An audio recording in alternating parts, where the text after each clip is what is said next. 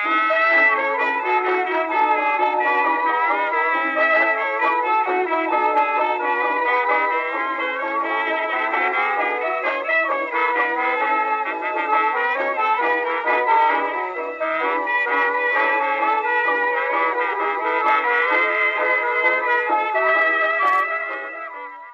and welcome to Yeah, that can't be good. the Wonder Falls edition with me, Vicky, and my co-host, Doug Gramley. Now, here's Doug, not Doug Gramley, with a podcast disclaimer. Yeah, that can't be good is a frequent line used by Sheriff Jack Carter in the original subject of this podcast, the sci-fi original series Eureka, and is not intended as commentary on any of the series covered here.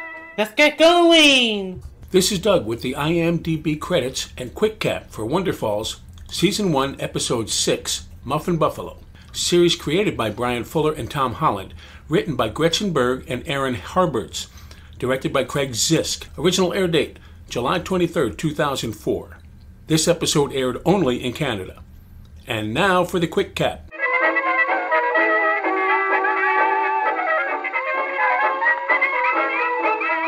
Jaye first stalks the elusive Fat Pat at the trailer park, but when she learns the obese shut-in has actually lost 300 pounds, Jaye decides that she needs to help him acclimate back into the outside world. Mrs. Beadle is missing her disability checks.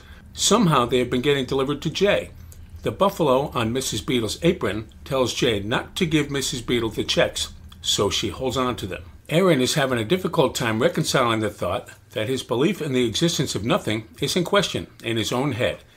He sets out to prove that Jaye is losing her mind so that he does not have to admit to himself that God just might exist. Pat's first outing with Jaye does not go well, and he spirals into non-stop eating. After eating trays and trays of Mrs. Beadle's muffins made with fat-free shortening that causes gastrointestinal issues, he winds up in the hospital. When Mrs. Beadle tells Jaye that she is about to be evicted, Jaye decides to give Mrs. Beadle her checks. Pat wakes up in the hospital to find he had lost more than the 12 pounds he needed to lose. Due to his weight loss, Mrs. Beadle decides that she can market her muffins as healthy and asks Pat to be her spokesperson. She thanks Jaye as well because if she hadn't held on to those checks, Mrs. Beadle would not have had this lump sum of money to market her new muffins.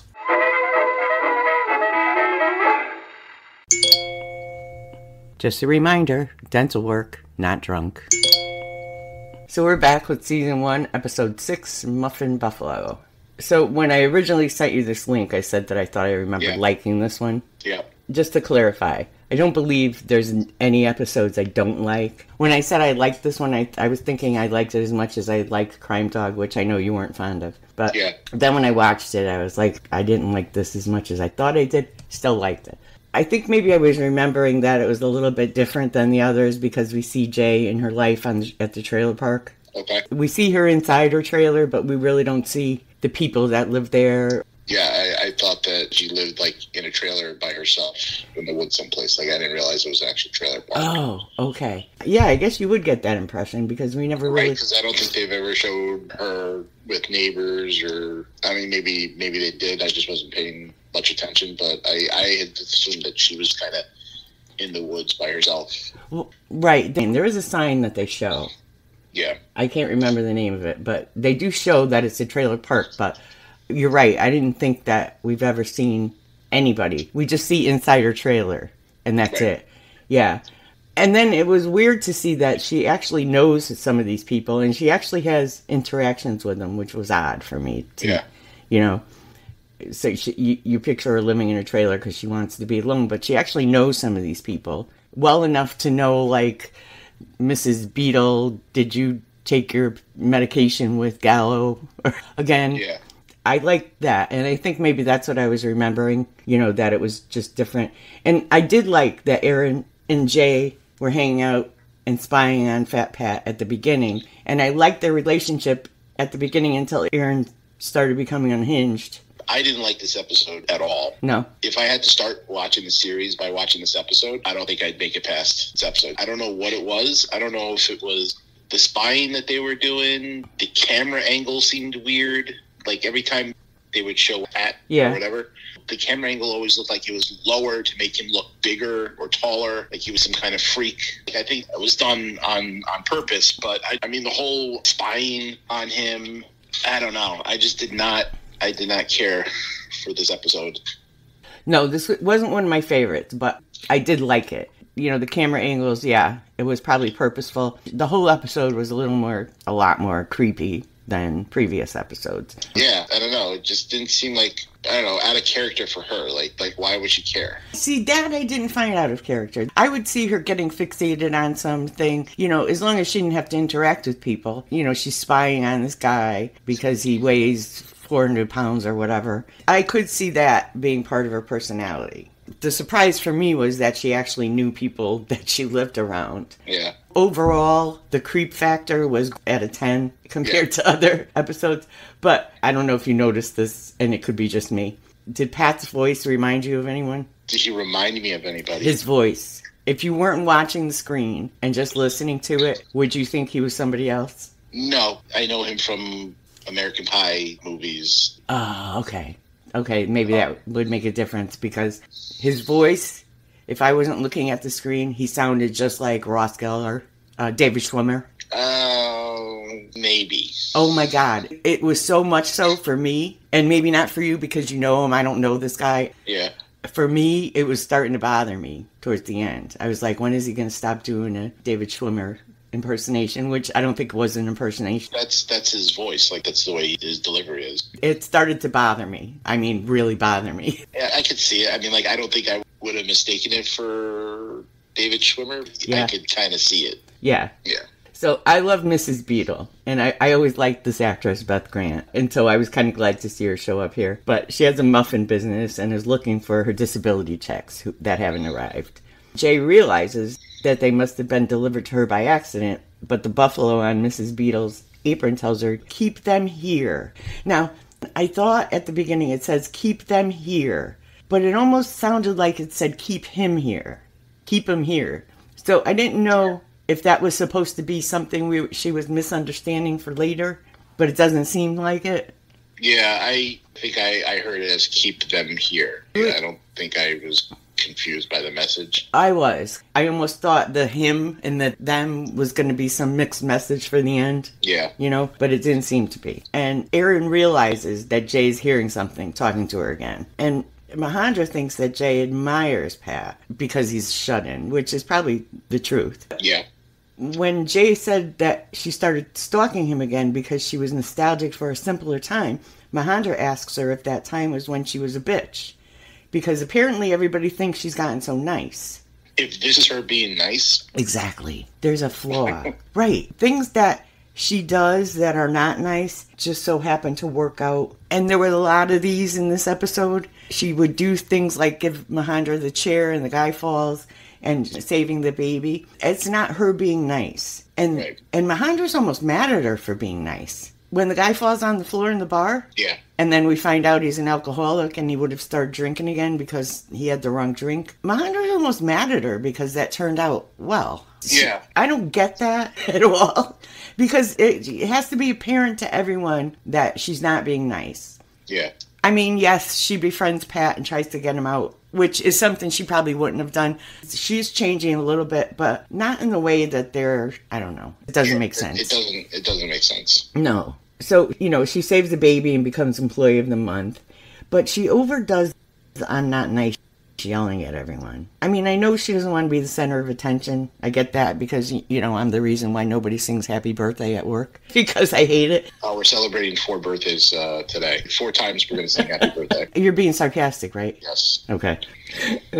But I just think that her yelling, I'm not nice, is kind of like, because she's not nice. It was a bit much. Yeah. So the bear telling her to staple the shoelace was just so she'd save the baby? Just so the mother could find the lost ring? Was that the purpose of that? I don't know. When did the mother lose the ring? I don't know. The barrel bear told her to staple the lady's shoelace to the rack, which she did. This lady fell down. The baby went flying. She caught the baby. And the mother found a ring that she had lost and she's been looking for in the carriage. It's her mother's ring. So they're almost killing a baby. Yeah, right. The risk doesn't seem worth the reward. Yeah, she got her picture in the paper. And another reason why everybody thinks she's nice and why she becomes Employee of the Month. But yeah, there wasn't enough there for me to justify having a baby flying through the air. Right. I agree. That whole sequence was odd. Yeah, and I thought there was going to be more to it. Because you know how a couple of weeks ago when the father was in the hospital and we said the outcome of her helping Gretchen didn't seem to be enough? Right, until the father finds out that she basically saved his life. Right, and I just thought there'd be more to this, but there wasn't, as far as I could tell. I always thought, he kind of says it later when he has his little fit, that the reason Aaron studied theology was to prove to himself that God or whatever doesn't exist. And he'd rather believe that Jaye has mental health issues than think that God or whatever can be real. Yeah. And I think Aaron first gets upset that the therapist begins taking notes on him instead of what Aaron is telling him about Jaye. Right. Because I think the whole thing with Jaye driving to Cindy's parents' house last week started Aaron questioning. And now he can't deal with it. But later when the candy bowl falls and everything goes all over the floor in the therapist's office and the books spell out cow talk, Aaron really starts to unravel. Yeah, the whole studying theology, you would think that it's a lot of faith-based stuff. And for him to be having trouble with this because, I don't know, you think that it would have been a little bit easier for him? Yeah, and this is just my opinion because I was thinking about it. I think the reason he studies theology is to prove to himself that God doesn't exist. For some reason, he doesn't want that to be the truth. And because he says to the doctor, when the doctor says a theologist who doesn't believe in God, and he says, you'd be surprised how many of us there are. Yeah. And what his reasoning is, why he doesn't want to believe this and why he's so adamant, I don't know. But I think that's the reason he studies it, to prove to himself that it doesn't exist. That it doesn't exist, yeah. But I don't know, they never actually say that. I mean, he does go on a rant later, which kind of didn't make a lot of sense. But so, like we said earlier at the bar, the fish tells Jaye to give Mahendra a chair, and she pulls one over, and the guy was about to sit down, falls and dumps his drink all over himself. But he's a recovering alcoholic and realizes that the drink he thought was his had alcohol in it. And if he didn't spill it, he wouldn't have known and drank it. Right. And his friend was kind of a jerk. He was laughing, that was my drink. The way he was laughing, it sounded like he gave it to him on purpose. Yeah. And like we said, Mahendra seems upset that worked out for the best. And I don't really get that. I don't get why she's mad. She didn't do anything nice. She pulled a chair out from under a guy, pretty much. Right. Not to be mean, but not caring whether a guy was going to sit in the chair that she just yanked out. And they're all telling her how nice she is. And I mean, it's clear to anybody that that's not the case. Yeah. So I don't know why they all keep doing that. So at some point, Jaye thinks Pat has done something to Mrs. Beadle when she finds her trailer empty and her muffins burning and fat flip-flop print on the floor. And then she searches Pat's empty trailer.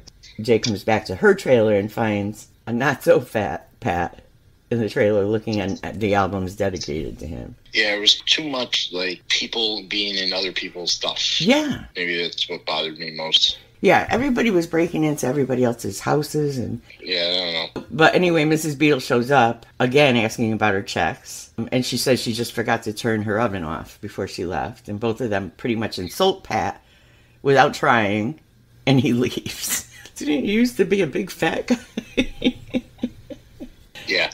So later, Jaye tries to apologize to Pat, but he won't answer the door, so she climbs through the window. And so again, yeah, somebody breaking in. So they talk, and Jaye tries to tell him that he should leave his trailer once in a while. But he says he has 12 pounds to lose before he can even think about leaving. And she decides to take him to game night at her parents' house. But this guy has zero social skills from being a shut-in. Yeah.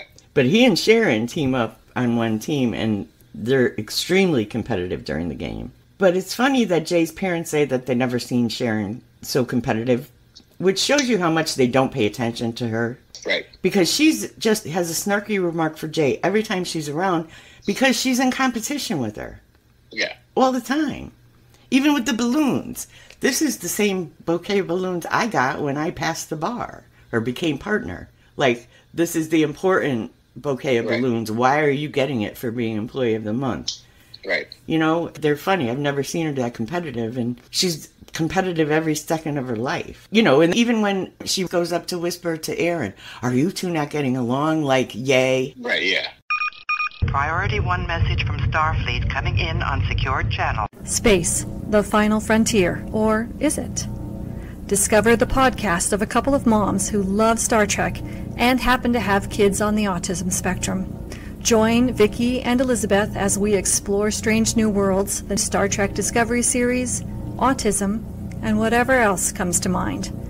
We're Moms Going Boldly, and you can find us on Podbean, Apple Podcasts, Google Podcasts, Stitcher, and Player FM.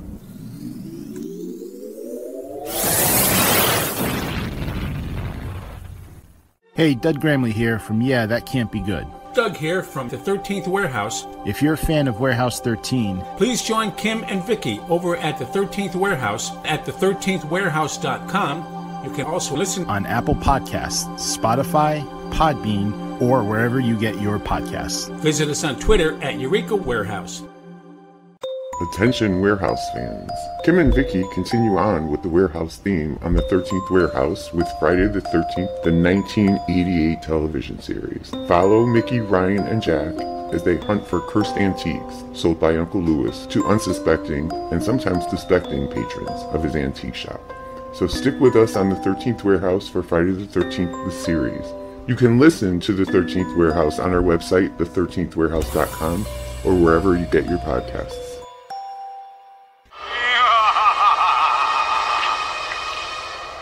And we're back. So Aaron just turns going from being an ally and being unhinged to just being malicious. And now he's out to prove Jaye has mental health issues, even if the proof is just for himself. So he glues the head back on the creamer. So after they leave game night, they go to the bar where we find out that Pat has the wrong idea and thinks this is a date. And we find out that again later. But for now, it's just about him telling Eric that Jaye is obsessed with him and they're on a date. So back at the trailer park, Jaye says goodbye to Pat and stops to talk to Mrs. Beadle, who has to be out of her spot by Friday. And the Buffalo tells her again not to give the checks back. He says, don't even think about it. And I keep thinking that these were going to mean something else later, but none of them did that I could think of. So she goes home to find Pat in her bed, and we're going to skip over this whole thing unless you have something to say about it, because it was creepy. No, again, it was like, why is everybody always in somebody else's place? Like I said, it was very, very uncomfortable. Yeah. So, as we mentioned earlier, Aaron's becoming unhinged, and the therapist thinks he's the one with problems. He even writes down schizophrenia when he brings the cow to the office. But the cow's head falls off, and like we said earlier, it causes a chain reaction of items breaking and falling,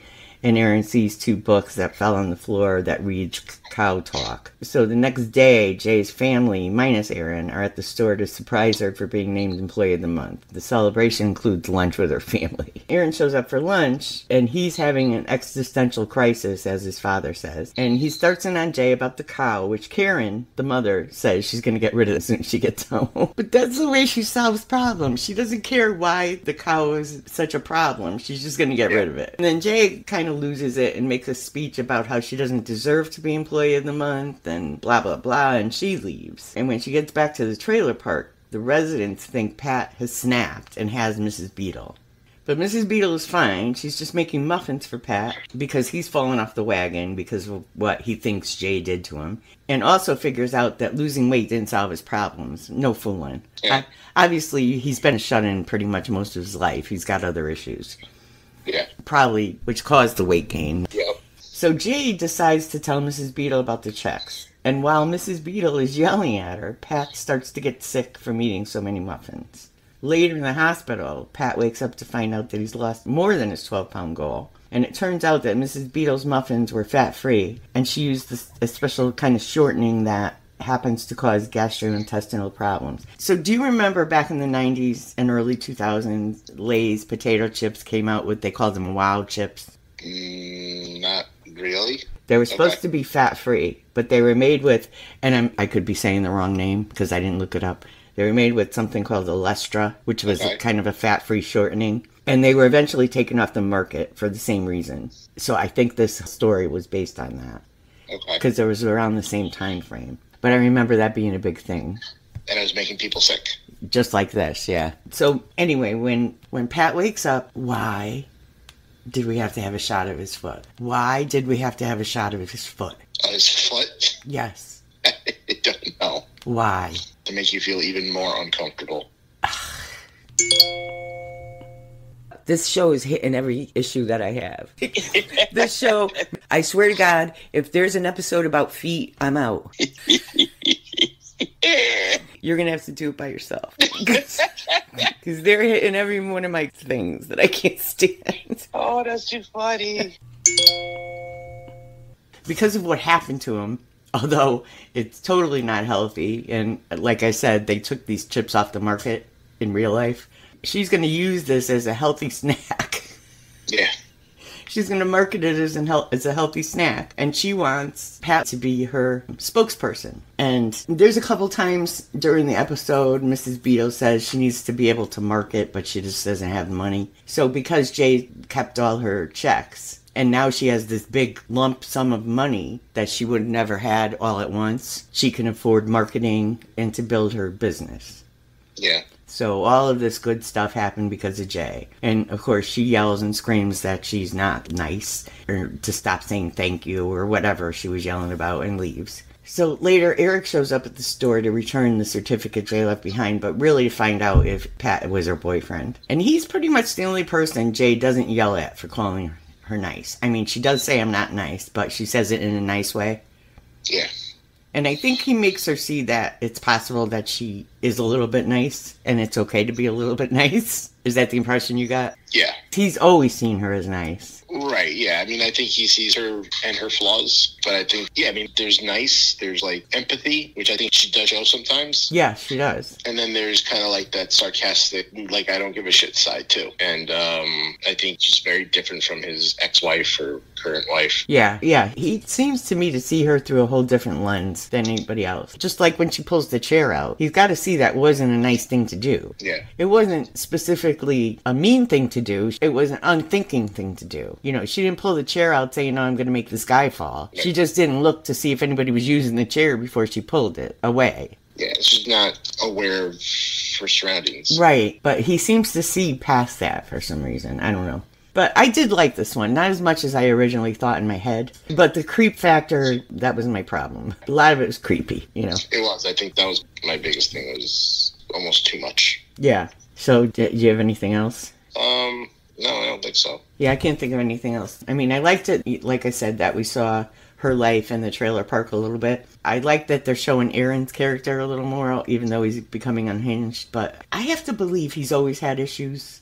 His character is not well established. Right. In life. Like, you could argue that the sister is, she's a big-time lawyer or whatever, say she's very successful, but he's no different than Jaye, really. Exactly, except he lives at home. And that's the only difference. And, you know, Jaye even points that out in an earlier episode. They praise my brother, and he's living at home. Yeah. You know? But there's something to be said for this favorite son. People seem to... I know.